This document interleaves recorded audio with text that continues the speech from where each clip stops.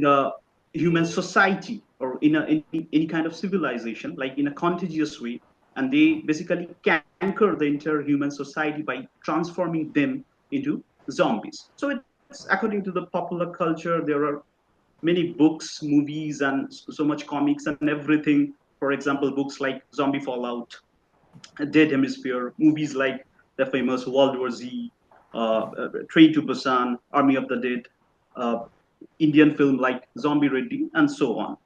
So in this paper, why we are basically focusing on the zombie and how we are connecting, because there is an allegorical meaning. Zombies are basically equated here with the dreams, desires, and aims of the Indian youth standing in the 21st century, especially in the era of the hardcore capitalism. Now, Sohini, please continue. Yeah, so we will just going to theorize the zombie as a political figure, and and we will try to analyze the trend of the Indian youth, and how we can compare with the phenomena of zombie. Though the introduction was very limited, there are many theories on the origin of zombie, colonial theory, post-colonial theory, and scientific theory, capitalist theory, biopolitics theory. So we have limited ourselves to just the popular culture one. So that's one. And coming back to the political figure of zombie, so we have already said that zombie is increasingly understood as a metaphor of late capitalism under neoliberal regimes like our Stephen Saverio and Sarah J. Loro, for instance, examine how zombie represents bodies embodied of subjectivity, laboring without meaning perfect figures for capitalist alienation. So zombies consume endlessly yet without satisfaction. Similarly, capitalist subjects, particularly youth, are pushed to constantly produce, compete, and consume under the illusion of freedom and self-fulfillment. So we are also going means giving a perspective to a new idea of freedom that are being implemented by the disciplinary apparatus in India post 1991.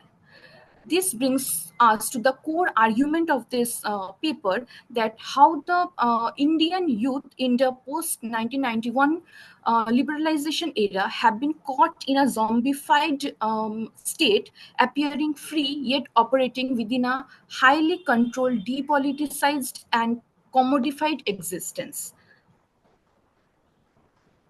So before analysis, I have to contextualize the problem first, but these are the questions and these are the scope. So the questions will be first, we are going what forms of subjectivity emerge among Indian youth in the aftermath of economic liberalization.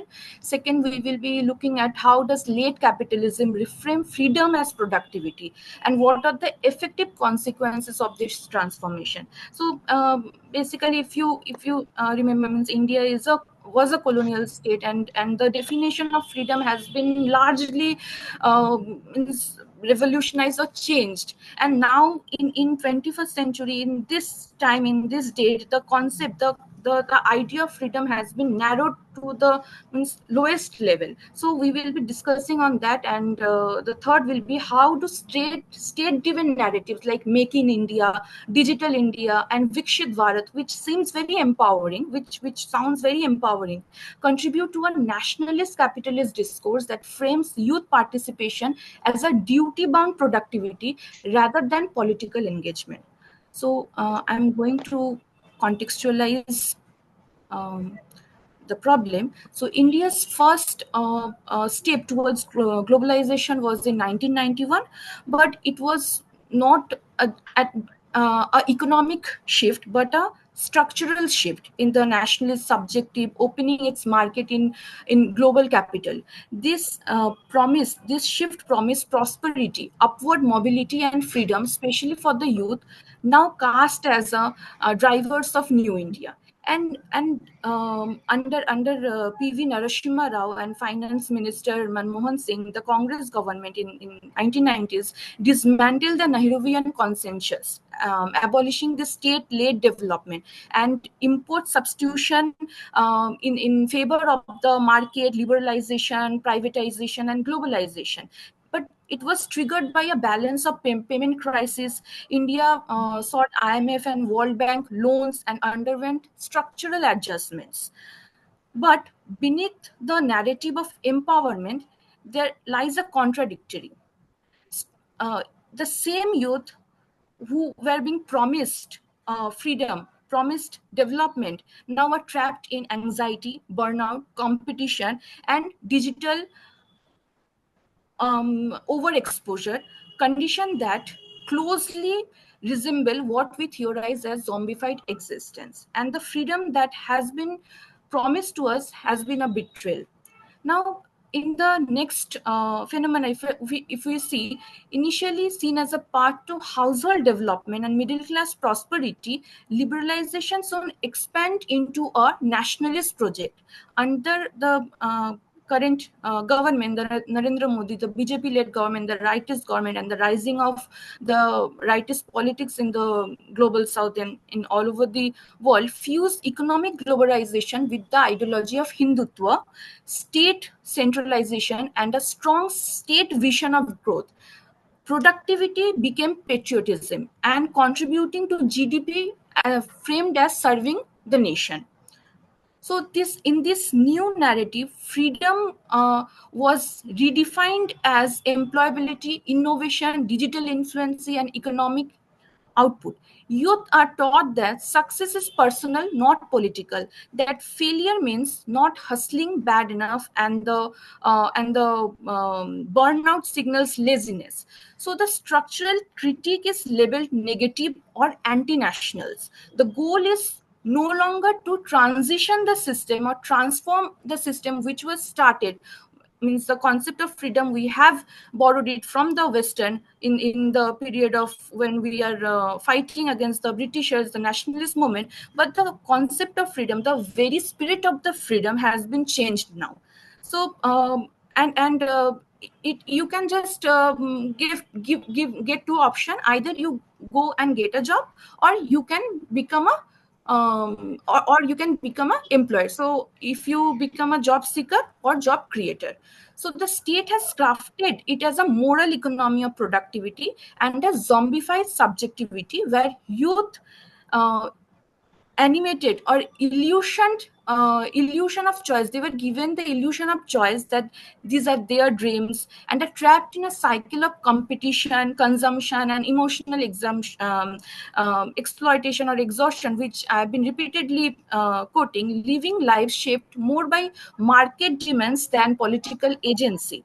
So government campaigns like Making India, Digital India, after the illusion of inclusion and innovation, but in practice, they reproduce capitalist hierarchies where youth are laboring without power, often forced into self trading, self branding, upskilling, and digital performance to stay relevant. Even education becomes commodified, serving corporate interest, the nationalist capitalist interest, more than critical or deep thinking. So I will give a few symptoms of this globalized, zombified existence in this globalized era from Indian context. That individualization of success. Failure is internalized now. I didn't hustle bad enough. Burnout becomes a personal weakness. Pathologization of discontent. Emotional exhaustion is framed as laziness and lack of discipline. Depoliticization of resistance. Structural critique is framed as negativity or even anti-national, that you are not thinking good for the country, you are not thinking good for the GDP. Myth of the unicorn. Aspiration is hijacked by the fantasy of becoming the next big founder, and not changing the system. And moral economy of productivity. Work becomes a moral duty. Rest or protest becomes suspect. Contribution to the nation becomes our identity. So this paper argues that India's post-liberalization youth have become entangled on a paradox, offer the illusion of freedom and individual agency by neoliberal capitalism, yet increasingly provide passive, disengaged, and trapped in the cycle of consumption, competition, alienation, conditions that we can frame as zombification.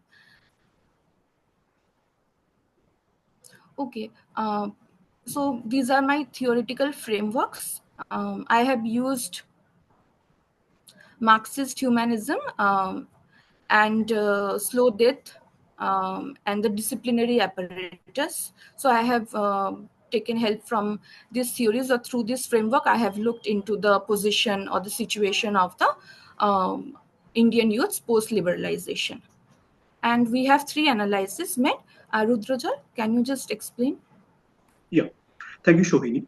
So the main thing is that what Sohini, she has said, that when we're talking about the problems, the crisis of the youth, the job market, the education, everything, the lifestyle, the dream way of living, standing in the 21st century in the like the heartland of core capitalism, we can say in a clear way that youths have turned into a prosthetics of capitalism, because here we are not giving any space or scope to the youth that you think by your own way, you think the way you want, you live your life the way you want. We are not acknowledging, we are not pushing the creativity of the youths, rather we are imposing something on them. Like the youths, they're not living their own dreams, they're actually living the life of someone else. And it's starting from the like the primary agent of socialization, it's starting from the family.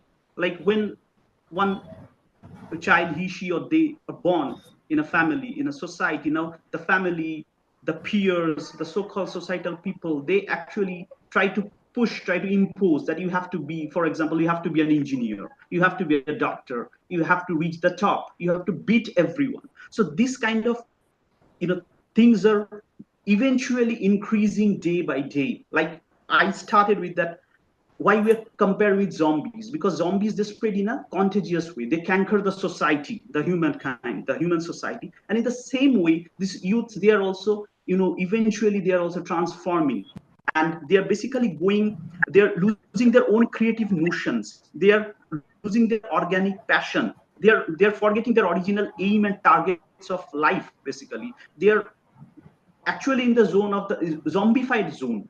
They are actually like they're not running behind excellence, instead they're running behind success. Because as the society, as the so-called the government institute, the agents, the primary agents of socialization, or any like the media, everything nowadays, like the way they are like projecting that you have to be at the top, you have to reach the zenith, you have to be the apex predator, otherwise you can't survive, otherwise you will be eliminated, you will be outcasted from the so-called peer group, from the society, from the people will judge you if you can't achieve like a good economic position in a society, a good educational position, or a good job in a society, then people will kind of demean you or something like that. So basically the youths are losing their own creative notions, they're losing their own self, own mind, they're losing day by day. And another thing is that here nowadays the another main problem is that like we have grew up listening to this statement that failure is a pillar of success.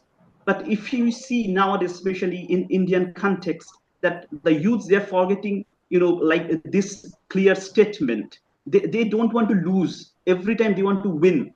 And they all are, that's why they all are in this rat race, in a competition, and kind of unhealthy competition, I would say, because here everyone wants to reach at the top, no one wants to stay behind, no one wants to acknowledge the other, everyone wants to be at the top, everyone wants to hold that apex predator position. Very recently, I actually watched a movie named F1, directed by Joseph Kosinski and acted by Brad Pitt. So in the movie, basically, there is a very fine message I got, that some dreams or passions are not about earning money or gaining fame. It's something beyond. So basically, I like mention this example because here what I'm watching, I'm observing, you know, that the youths they actually forgot that there is something beyond.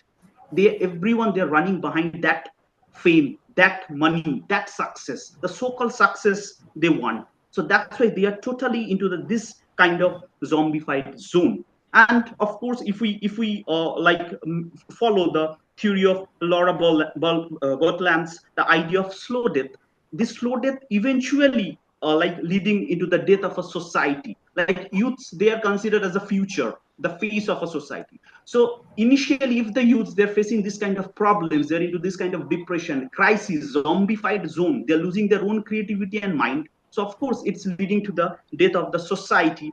And slowly, what is happening, they are getting alienated from the mainstream society. They're getting alienated from the so-called their own people, their own dreams and passions, and so on. And now Sohini, she will conclude with the rest. Thank you. Yeah.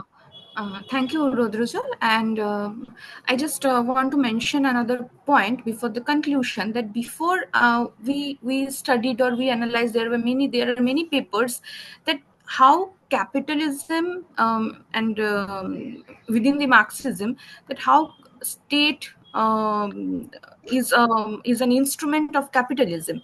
Similarly, if you see in Indian context, in now it is rightist politics and it is Hindutva ideology. So they are mixing or just looking capitalism through the lens of Hindutva, means so that we can also get very familiar with the idea of capitalism. What is Hindutva ideology does not mean Hindu religion or Hindu people. Hindutva ideology means the radical of patriotism, that we will support India, means we don't love cricket but we will support India in every game. So that is one feature of Hindutva. So the government is pushing this notion that we are the best, we have to be the best, we have to be the unicorn, we have to show our GDP, we have to compete with the superpowers. So in a very degrading manner, because the moral economy existed before, it was for the family only. So we used to earn for our family, for happiness, but we have to now earn for the country. Otherwise we are saying we are listening, they are anti-nationals, they are the burden of the countries. So this type of sensitization we have to make. So coming to the conclusion and reimagining youth beyond the zombification phenomena, if zombification is the condition where young people were reduced to obedient, exhausted bodies in service of capital and the state, then the path forward begins with recognition, refusal, and radical imagination. These provocation are not solutions but opening. They ask us to look at what has been normalized and to name the violence behind it.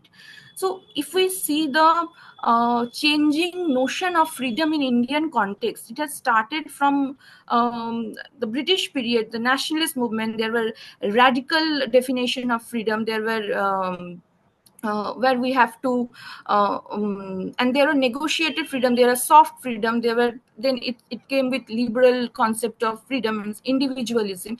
And now the concept of freedom in India, it has been also looked from a Hindutva perspective, cultural perspective, or cultural capitalism, which is not only limited to the culture or to the religion or to the higher caste hierarchy, but somehow the government in the personal sphere is giving us this idea that we are trying to save the history, we are trying to save the authenticity and rejecting the Western culture by giving us in Indian indigenous knowledge system, which is very popular in global south. But when we are taking these classes, when we are attending these classes, it is a compulsory course now, indigenous knowledge system. So we are not acknowledging the terms, the concepts that we have taken from the West, the secularism, the equality. These concepts are also important. The technology, the Western technology. So in a way, we have to balance the indigenous knowledge system with the Western ideas, because if we go back to those indigenous knowledge system, there are ways we have seen the discrimination happened with respect to caste, gender, so many insults, murders, killings. So then we have to means irredentism. It is a practice of irredentism only. So to recognize all these problems, so I will conclude with that. The means some of the suggestions I want to give from obviously helping taking help from the theoretical perspectives, that first we must recognize your delusionment as a structural and political outcome, not as a motivation. When young people struggle, it is often framed as a lack of resilience, motivation, or gratitude, but in truth these struggles emerge from systematic issues like caste hierarchies, jobless growth, and the deepening of mental health crisis. These are not private shortcomings. These are our not personal shortcomings. They are design flaws in the political economy and prizes growth over dignity. Public policy must address them directly, not obscure them behind the slogans of empowerment. Second, the separation of morality from productivity. We need to reframe rest, refusal, and even emotional withdrawal not as laziness or fragility, but as moral act of resistance. In a system that commodifies youth worth, turning virtue into output and value into GDP contribution, refusing to perform becomes a political gesture. As Joy James remind us, youth are not free agents. Free agents failing to hustle, they are captives within a nationalist capitalist order. Their fatigue is not weakness, it is survival. It may also be the first moment of clarity. The third is we must democratize decision making and reimagine education. Young people should be co-creators of their future, not passive recipients of the inherited scripts designed for the market efficiency. Education move beyond the skill building and return to value, thought, imagination, and curiosity. Means let learning be for the self, not for the CV. Let classroom become space where alternatives to capitalist logic can be imagined and reimagined. Fourth, we must restore the political imagination. In India's current climate, critique is often dismissed as sedition, negativity, or ingratitude. But critique is scared. It is a way of imagining otherwise. You need space just to dream of individual escape, but to collectively question, critique, and construct alternatives to nationalist capitalism. We must make room for them to political gain, not just productivity. Fifth, we must move from branding to belonging. The current model prizes self promotion over solidarity. Instead, we need to build mutual aid networks, youth collectives, and care economics rooted in shared survival, not competition. Replace performance with presence, replace clicks with care, replace visibility with justice. Refuse to reduce youth to personal brands optimized for market consumption. Finally, we must support autonomous space of care and refusal. Not everything has to be automized, monetized, or celebrated. Youth need space where they can rest, grieve, cry, resist, refund, rebuild, and show anger. And it should be beyond the performance metrics, beyond the state, and beyond market control. And stop demanding this optimism from exhausted youth. Make room for silence, the grief, the anger as valid political expression, the way it started before it became a democratic country. Because sometimes the most radical act a young person can take is not to hustle, but to stop, breathe, and imagine otherwise. Thank you. Thank you, sir. Thank you so much.